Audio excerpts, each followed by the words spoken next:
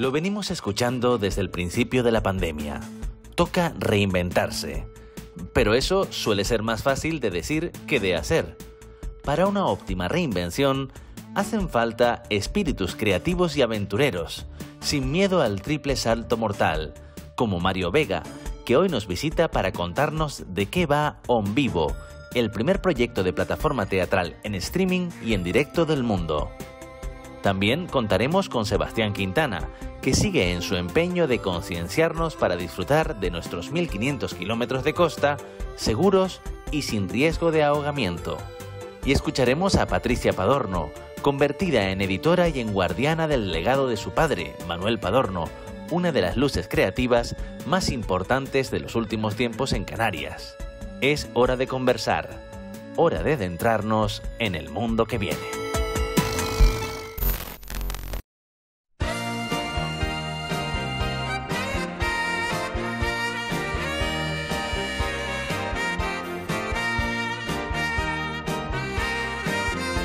Hola Mario, ¿qué tal?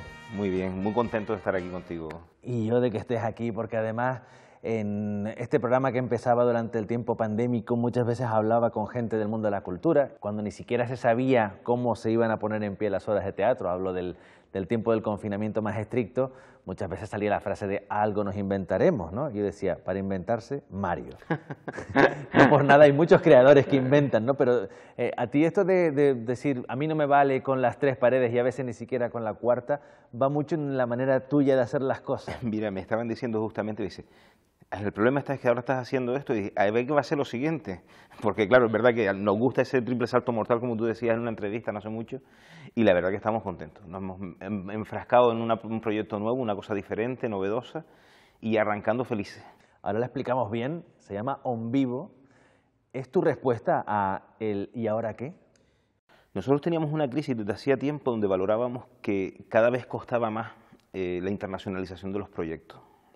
El tipo de teatro que hacemos, las cosas que hacemos cuestan mucho, son muy costosas para moverlas y estamos buscando cómo crear un producto que se universalizara cuando en pleno confinamiento, dándole vuelta, digo, ahora que está todo el mundo haciendo estos streaming, que eran unos streaming, la música era más salvable, pero el teatro era lamentable porque al final ponías una obra de teatro grabada que no está diseñada para verse en la tele. Y la música, con todo lo que amo a mis amigos músicos, también podía ser lamentable porque ahí está el otro reto, es decir, hay que buscar una retransmisión de calidad también. Claro, cómo conseguir que eso tenga un valor en casa, ¿no? Entonces, de buenas primeras, pensamos en un formato que es lo que nos apetecía mucho, que no es lo que estamos haciendo ahora. Lo que estamos haciendo ahora es un primer paso del proyecto al que aspiramos. El futuro, nosotros lo que nos imaginamos es hacer cine en directo, es buscar la manera de hacer un plató que nos permita ver una película, pero siempre hecha en tiempo real, con el formato audiovisual, que es lo que nos permiten las cámaras, los primeros planos, los planos americanos y demás. Teníamos uno de esos juegos que estábamos pensando, imagínate que estamos diseñando la posibilidad de coger Me llamo Suleimán, irnos a Mali, a rodar todos los exteriores, los interiores, tener la figuración, tener todo, y aplicar después a nuestro propio espectáculo todo un plató virtual con croma traqueado, con tal, que nos permita de buenas primeras hacer ese viaje con Suleimán. Ha despertado mucha curiosidad en Latinoamérica porque el formato es muy novedoso y bueno, estamos caminando. Esto es un producto, digamos, hecho ad hoc y la idea siempre es que los productos que se hagan no es para retransmitir una obra de teatro porque no tendría ningún sentido, es generar contenido que se soporte sobre ese medio audiovisual. Sí, porque recuerdo que cuando presentaste On Vivo, yo te llamé y te pregunté, Mario, ¿has hecho el Netflix del teatro o algo así, no? Ya quisieran. Ya quisieran los de Netflix. Pero has hecho una plataforma que, por supuesto, ahora lo que tiene es que generar mucho más contenido, pero juega a lo mismo, a plataforma streaming. Lo que pasa es que tú ponías una serie de normas que marcan diferencias, ¿no? Claro, hay varias. La primera es que solo se permiten 50 espectadores. El usuario vive una experiencia. No vendemos el producto audiovisual. porque para eso lo metiríamos en diferido. O sea, lo que vive es la experiencia, te reciben por tu nombre, saludan, estamos todos, nos escuchamos bien, perfecto, tal. Entran las actrices, hacen el espectáculo y después además tienen ese pequeño encuentro con las actrices. Bueno, pues todo ese tipo de limitaciones al mismo tiempo hacen que el producto se convierta en algo especial, que tú tienes la sensación que está haciendo para ti. Claro, lo que pasa es que con esas condiciones que yo creo que están muy bien pensadas para mantener la sensación de acontecimiento, también te marcas unas limitaciones económicas, es decir, están abriendo un teatro de 50 personas, que ya sería un teatro chiquitito, con todo el trasteo de tener que mover un producto audiovisual, ¿no? que eso también será costoso. ¿Dónde hacemos que eso que se llama monetizar? ¿Cómo le sacamos partido a esto? Yo creo que aquí hay varias vías. La primera está en que ahora mismo, vendiendo todas las entradas, tenemos pérdidas. Con lo cual, no estamos en la guerra del dinero en este momento, sino en la de generar el producto. El producto todavía es un producto en experimentación. O sea, no sabemos hasta dónde puede llegar esto. Versión beta. Claro. Sí. Entonces, ahora mismo lo que nos interesa es que la experiencia se viva, ver dónde son los límites. Te estoy diciendo 50 y a lo mejor hasta 100 es un buen aforo.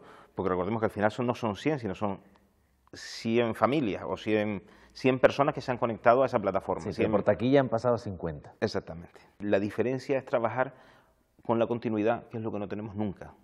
Si nosotros logramos tener 6 funciones semanales, ya estamos hablando de otros números. Estamos hablando de sueldos de corrido a las actrices, estamos hablando de sueldos de corrido al personal que trabaja, pasan a ser una masa salarial que cobra, que vive bien. Nosotros vamos a procurar sobre todo no trabajar los fines de semana, porque es cuando es nuestro recorrido natural de exhibición teatral. Sí. Claro. Dar trabajo cuando no hay trabajo. Exactamente. Nosotros ahora, y paquetizando programas, como por ejemplo ahora a través de un programa de Enseñas Patrimonio del Gobierno de Canarias, de Guadalmira estamos haciendo funciones para universitarios, para esto, desde por la mañana. Entonces ya las actrices empiezan a tener una continuidad laboral y una continuidad artística que empieza a evolucionar el producto hasta llevarlo a algo que nosotros queremos. Por eso esta versión beta está creciendo, está probándose.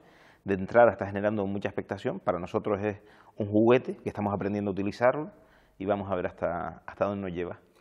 Lo que sí ha generado ya a ti y a todo el equipo que forma parte del primer espectáculo y del lanzamiento de On Vivo es mucha ilusión, ¿no? Bueno, la gente está entusiasmada. Hay algo también que creo que, por suerte, los actores en Península tienen muchísimo más que nosotros. En Península es Madrid y Barcelona, por el resto está igual, que es la continuidad. O sea, tener un espectáculo que se hace, se madura, se crece, se trabaja. Nosotros hemos tenido suerte de estar haciendo temporadas y los espectáculos cuando llegan a ser temporada Madrid, cuando salen son otros, porque has tenido la posibilidad de estar 3 semanas actuando todos los días, que de buenas y miras, la vida que tiene el proyecto es otra. El gran hándicap del teatro canario, ¿no? Estoy montando algo para X islas, X municipios y eso sí tengo suerte, ¿no? Claro, yo tengo que reconocer que nosotros tenemos mucha suerte, Han conseguido salir Hemos más conseguido allá. que el recorrido natural de nuestros espectáculos están precomprados en Península antes de estreno, para hacer funciones, para hacer mini giras, para hacer con todos los condicionantes que tenemos. Pero bueno, cada vez más los proyectos se van consolidando y yo creo que en el sector también se está transformando. La idea, nosotros iniciamos este proyecto, una hora menos, hace 23 años. Claro, ha llovido desde entonces, ha cambiado, o sea, no había un modelo productivo teatral estacional. O sea, habían productoras que hacían cosas, muchas compañías de nivel muy pequeño, un formato muy pequeño, y grandes producciones que eran muy puntuales, pero no había una continuidad, no había un desarrollo, no habían teatros, no habían circuitos, no había nada. Entonces, bueno, hemos participado de esa nueva fórmula de ir construyendo las artes escénicas en Canarias, y nosotros hemos tenido la suerte de ir encajando nuestros productos, que además son de una estética y de un contenido muy determinado, que es diferente a los demás, y entonces pues ahí nos sentimos muy cómodos.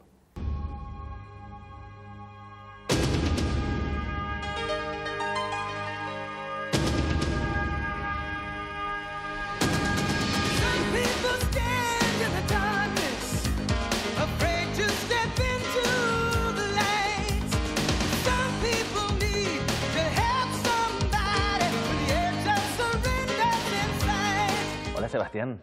¿Qué tal, Sergio? Un placer. Igualmente, además, muy importante ese mensaje que llevas mucho tiempo intentando, ¿no?, sacar a la luz.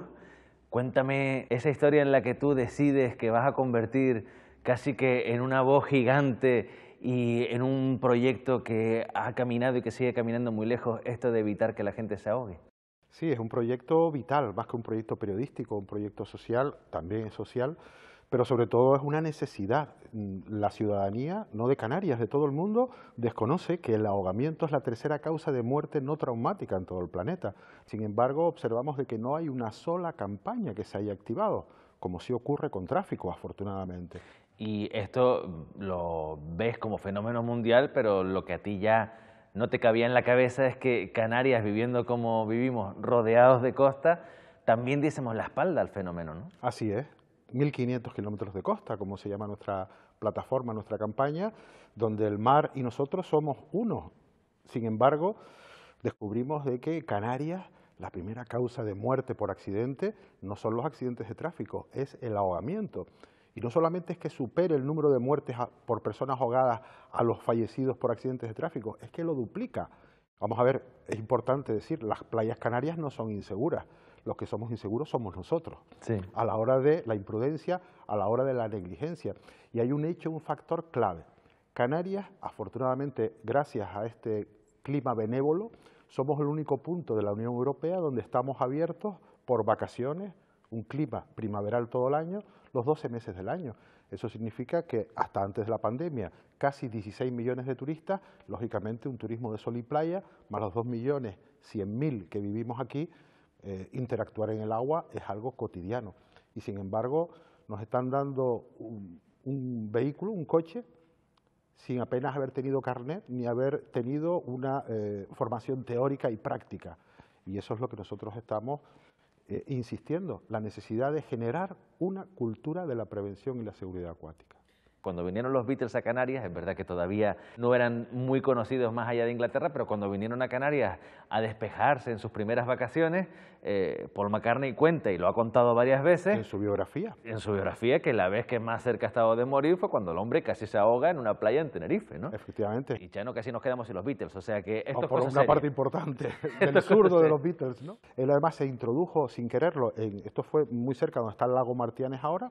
Claro, imagínate, chicos flaquitos, delgaditos, ingleses, blancos, pálidos, en un mar, sobre todo en las zonas norte, son más bravíos. La corriente es mayor, se meten, seguramente Paul McCartney lo que le sucedió es que se introdujo sin saberlo en una corriente de retorno, ¿vale? Fue arrastrado mar adentro y la corriente de retorno es la tercera causa de muerte por ahogamiento en todo el mundo.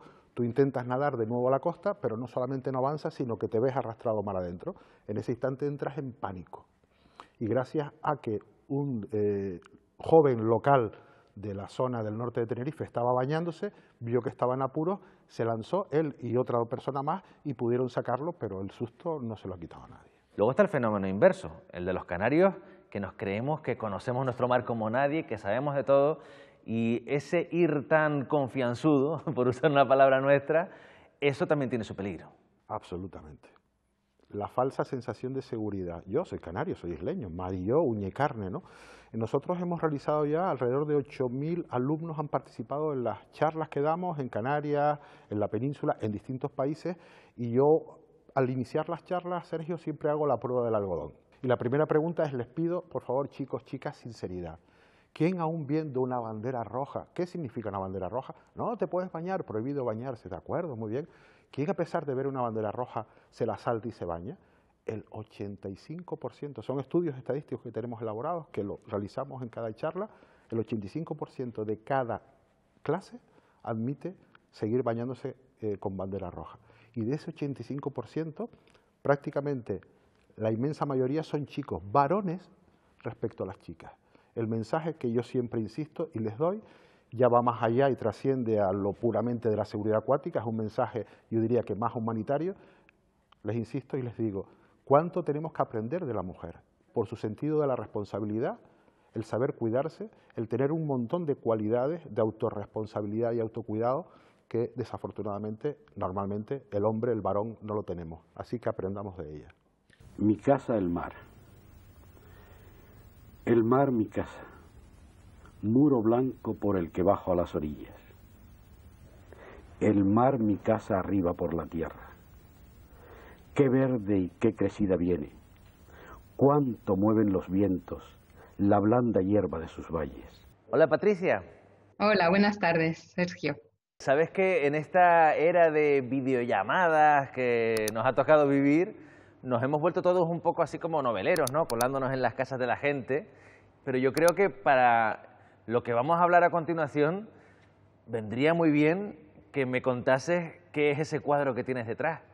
Pues mira, este cuadro es un cuadro de la serie Nómada Urbano de mi padre, es el número 38 y lo pintó aquí en Madrid en el año 78, 1978, y tiene que ver con su serie arquitectónica.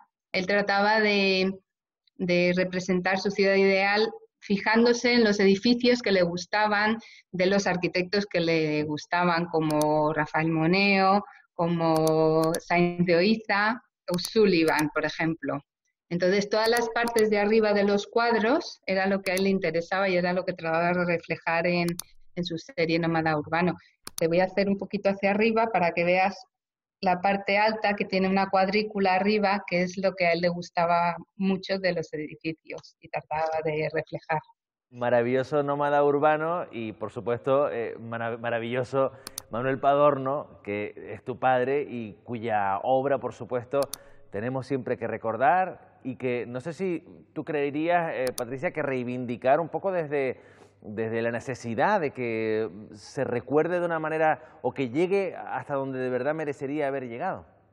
Sí, por supuesto. Es una obra que ha quedado un poco olvidada, sobre todo su obra pictórica, más que la poética, aunque la poética también, y en eso estamos intentando visibilizar y que la gente joven, que a él tanto le entusiasmaba a la gente joven hablar con todos los que se le acercaban, pues que conozcan su obra poética y pictórica, que está completamente relacionada una con otra. Como él decía, eran como dos vías de tren y no se entendía una sin la otra.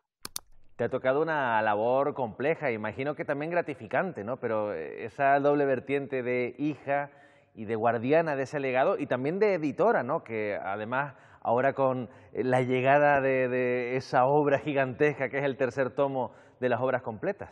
Sí, sí. A ver, he tomado el relevo básicamente de mi madre, porque cuando mi padre falleció, pues la obra se quedó un poco ahí, olvidada y sentía la responsabilidad de sacarla adelante, de enseñarla. Empecé a organizarme para reunir toda esa obra en un lugar, lo traje aquí a Madrid y a partir de ahí estuve muchos años muy metida en el espacio que creamos el espacio Manuel Padorno, en San Sebastián de los Reyes, y ahí fue donde empecé a poner orden a todo ese material.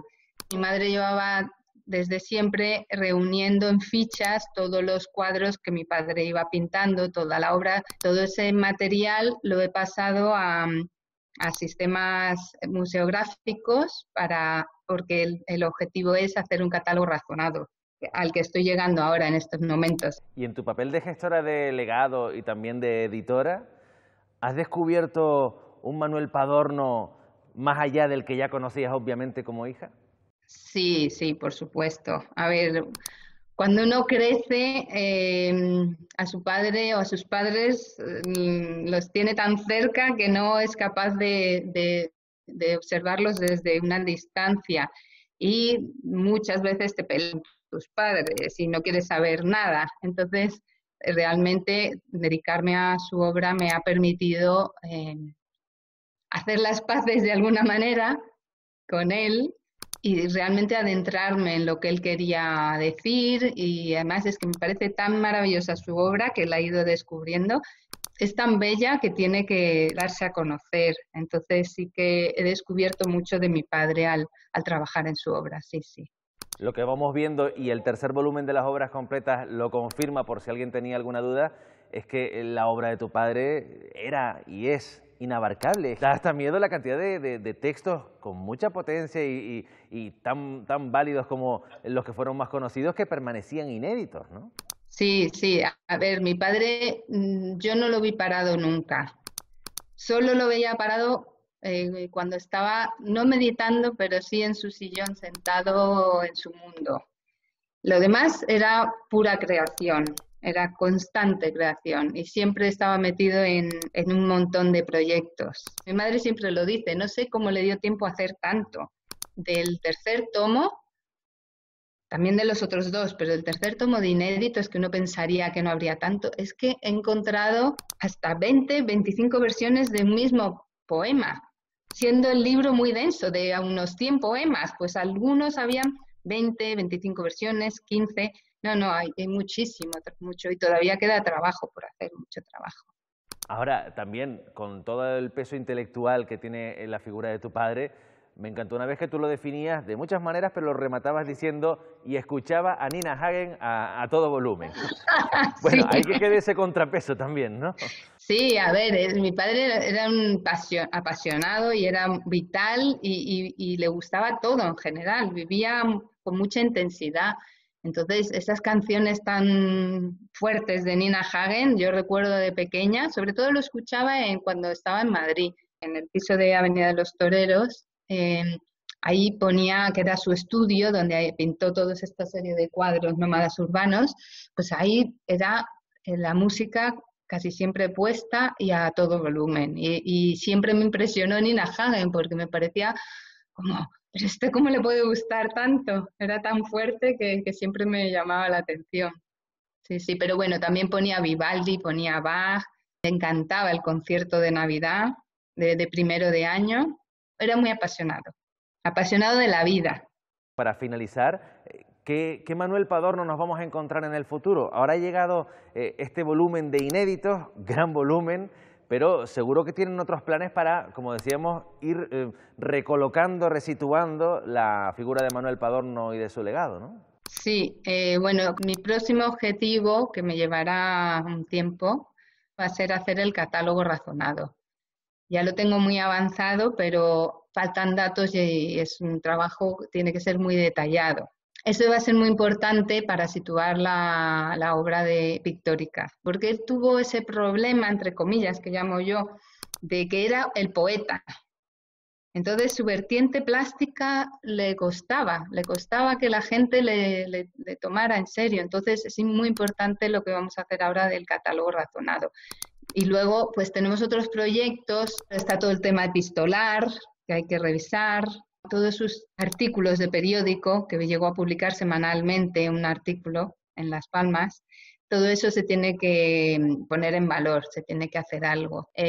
Los cuadros de mi padre van a estar en Arco este año, en julio, y van a ir a la feria de Lisboa. Está gustando muchísimo la obra pictórica de mi padre, eso lo estamos viendo y estamos felices de que sea así. Es como que es muy actual, la gente lo está viendo como muy actual, aunque hayan pasado tantos años desde el 2002, desde que falleció.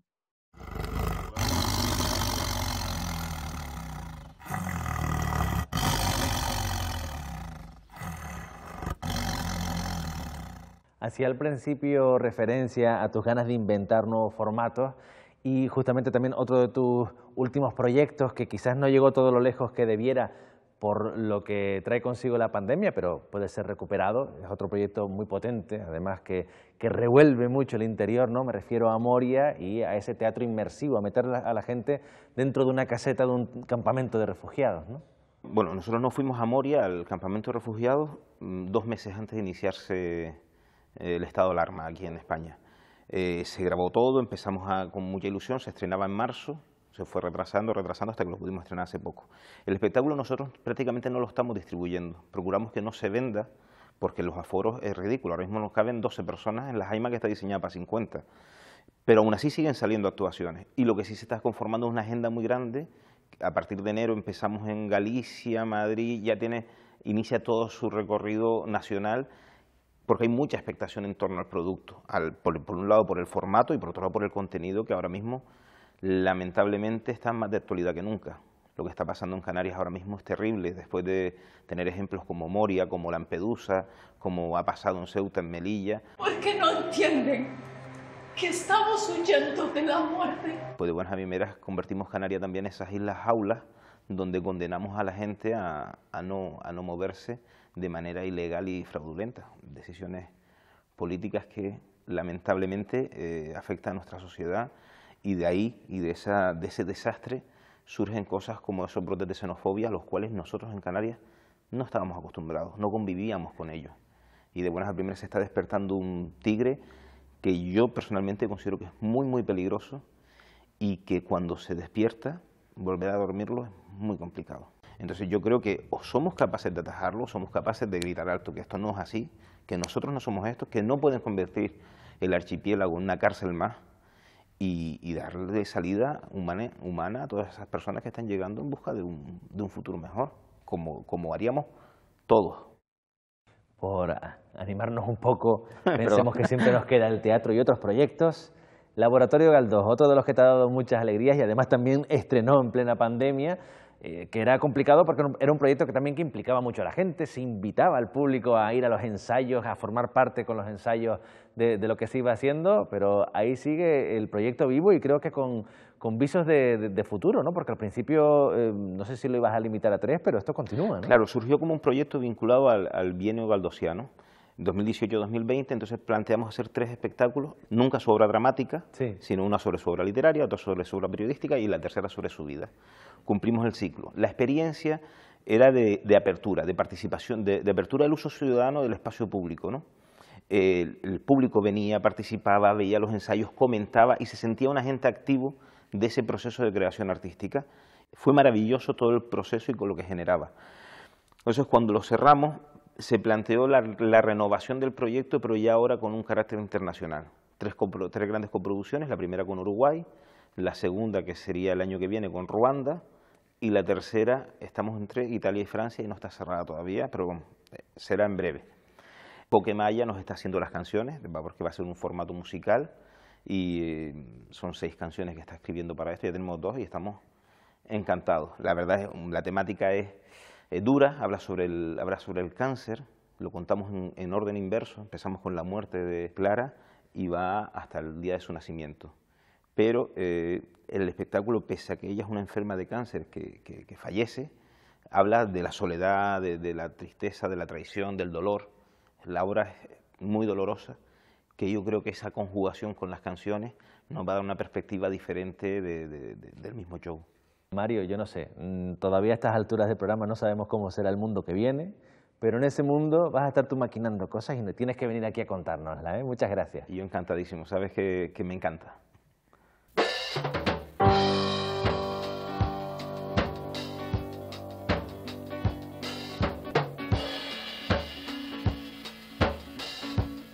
El mensaje lo estás dando, se está oyendo, estás yendo por las aulas, haciendo muchísimas cosas en Canarias, pero también, y eso es maravilloso, has conseguido llegar muy lejos y que tengas tanto éxito internacional, vamos a llamarlo así, es bueno, pero al mismo tiempo preocupa porque lo que significa es que lo que tú estás contando no se había contado mucho, no solamente en Canarias, sino más allá. No se había contado nunca.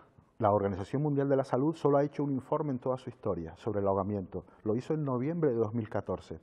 Por entonces, el propio informe reconoce la falta de datos fidedignos y en el año 2014 hablaba de que, bueno, tienen contrastado de que 345.000 personas mueren ahogadas al año en todo el planeta, ¿no? La OMS insta a los gobiernos nacionales y a los gobiernos regionales a poner en práctica todas aquellas medidas para evitar y reducir y minimizar los ahogamientos en todo el planeta. Y concluye, el ahogamiento es un problema de salud pública de primer orden. ¿Quieres en este contexto dedicar unas palabras a los pescadores, que los queremos mucho, sí, pero que en ocasiones se la juegan más de lo que deberían?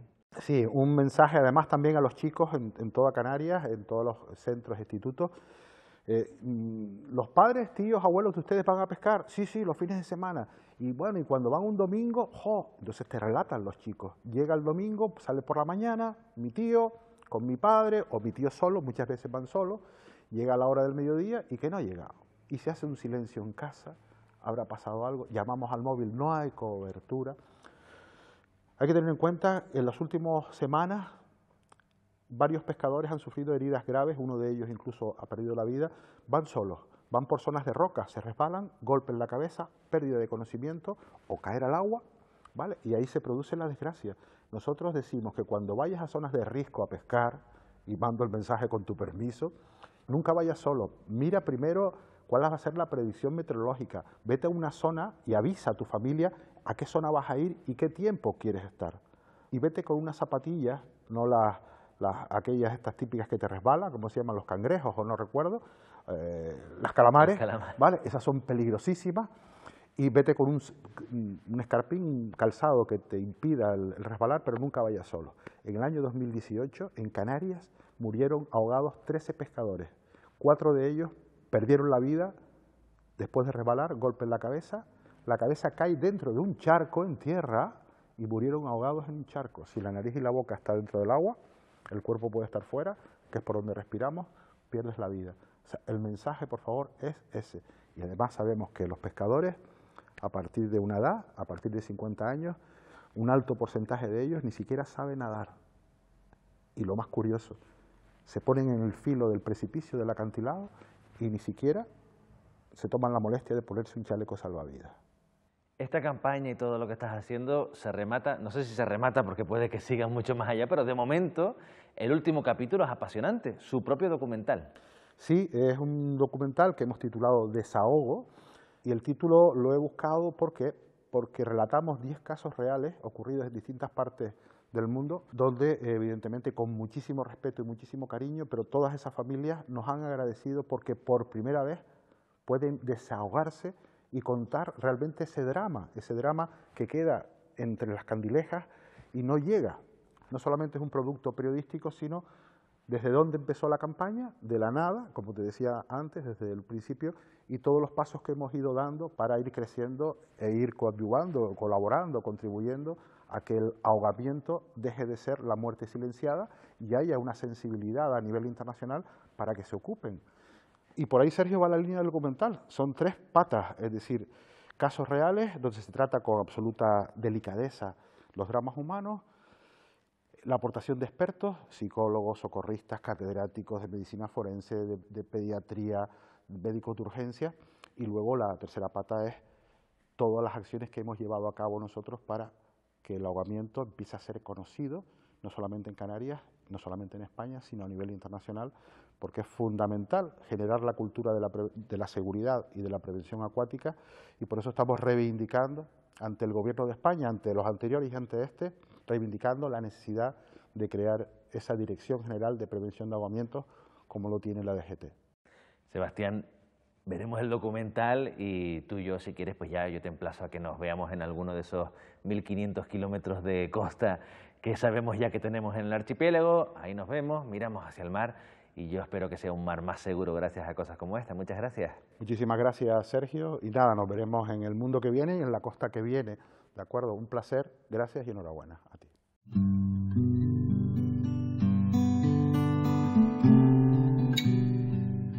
Para una persona isleña, el mar es algo que se lleva por dentro, algo que aunque parezca que separa, nos une. El mar es una forma de estar y de ser, es hacer de la inmensidad un lugar íntimo, porque cuando tú miras al mar, lo que ves es a ti, lo que escuchas es a ti.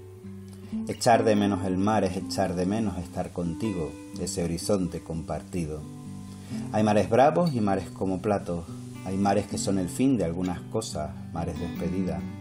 Mares que desafían y mares que acunan. Hay mares de nuestras infancias, mares importantes.